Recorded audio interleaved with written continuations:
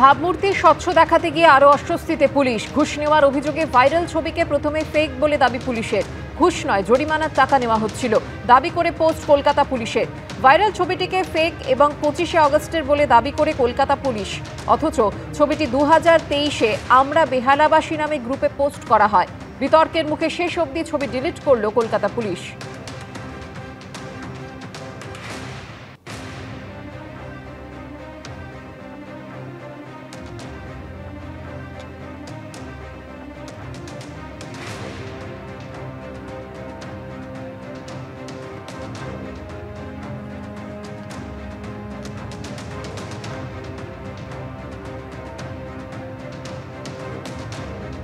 আরজিকর মেডিকেলের সেমিনার হলে লাল জামা পরা ব্যক্তি অভিক দে নিজেদের দাবিতে অনড় রইল আইএমের রাজ্য শাখা। পাশাপাশি এই বিষয়ে অবস্থান স্পষ্ট করার জন্য কলকাতা পুলিশকে কার্যত চ্যালেঞ্জ ছুড়ে দিল চিকিৎসকদের সংগঠন। প্রাথমিকভাবে আইএমের দাবি খারিজ করলেও এ বিষয়ে নতুন করে আর কোনো বক্তব্য মেলেনি কলকাতা পুলিশের তরফে। আরজিকর মেডিকেলের চিকিৎসকের দেহ উদ্ধারের দিন সেমিনার হলে কারা ছিলেন? বারবার যখন এই প্রশ্ন ঘুরে ফিরে আসছে, তখন এই ভাইরাল ভিডিওকে হাতিয়ার করে ফের কলকাতা পুলিশের দাবি নিয়ে প্রশ্ন তুলল চিকিৎসকদের সংগঠন ইন্ডিয়ান মেডিকেল অ্যাসোসিয়েশন বা আইএমএ। শনিবারের পর রবিবার আরজিকর মেডিকেলের সেমিনার হলে লাল জামা পরা ব্যক্তিকে এসএসকে মেডিকেল কলেজের সার্জারি বিভাগের প্রথম বর্ষের পোস্ট গ্র্যাজুয়েট ট্রেনি অভিক দে বলে ফের একবার দাবি করল তারা। আরজিকর মেডিকেল কলেজের সেমিনার হলের ভাইরাল ছবিতে দেখা যায়, যেখানে চিকিৎসকের মৃতদেহ উদ্ধার হয়েছিল তার একদম কাছাকাছি দাঁড়িয়ে লাল জামা পরা এক ব্যক্তি। কলকাতা পুলিশের তরফে তাঁকে ডিটেকটিভ ডিপার্টমেন্টের ফিঙ্গারপ্রিন্ট এক্সপার্ট বলে দাবি করা হয়। আমাদের ফিঙ্গারপ্রিন্ট এক্সপার্ট যেটা আমাদের ডিডির টিম আছে উনি আছেন, আমাদের এসি ডিডিআই আছেন, ডিডি সেকশনের ভিডিওগ্রাফার আছেন, অ্যাডিশনাল সিপি1 ছিলেন ওখানে আছেন এবং এফএসএল এর স্টাফ আছে।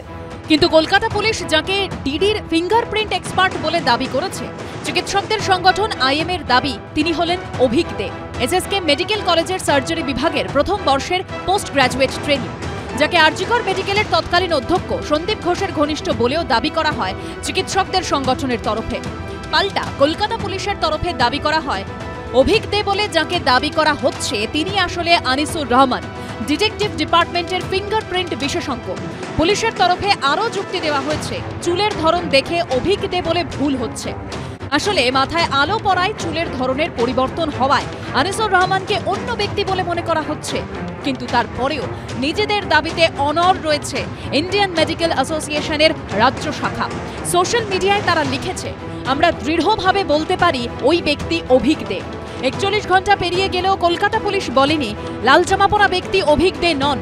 অভিক দে নিজেও সামনে এসে সেমিনার হলে থাকার কথা অস্বীকার করেননি।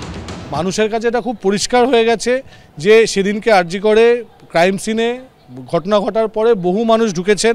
বহু মানুষ ঢোকার জন্য ডেফিনেটলি সেখানে ট্যাম্পারিং অফ এভিডেন্স হতে বাধ্য। আমাদের কাছে ডেফিনেট খবর আছে এবং সেই ছবি দেখেও আমাদের কাছে জিনিসটা স্পষ্ট যে আমাদের যেটা সন্দেহ যে সেদিনকে ডক্টর অভিক দে ছিলেন বাকি অনেকের সঙ্গে এবং ঘটনাস্থলে থাকার জন্যে জ্ঞানত হোক বা অজ্ঞানত হোক এভিডেন্স ট্যাম্পারিং ডেফিনেটলি সেটা হয়েছেই এবং যার জন্য আজকে সিবিআইকে এত বেগ পেতে হচ্ছে। আইএমএ রাজ্য শাখার এই দাবি সত্যি হলে আরজিকর মেডিকেল কলেজে চিকিৎসকের মৃতদেহ উদ্ধারের জায়গায় কি করছিলেন এসএসকে মেডিকেল কলেজের চিকিৎসক পড়ুয়া অভিক দে? এ নিয়ে প্রতিক্রিয়ার জন্য অভিকদের সঙ্গে যোগাযোগের চেষ্টা করা হলেও তার মোবাইল ফোন সুইচ অফ ছিল।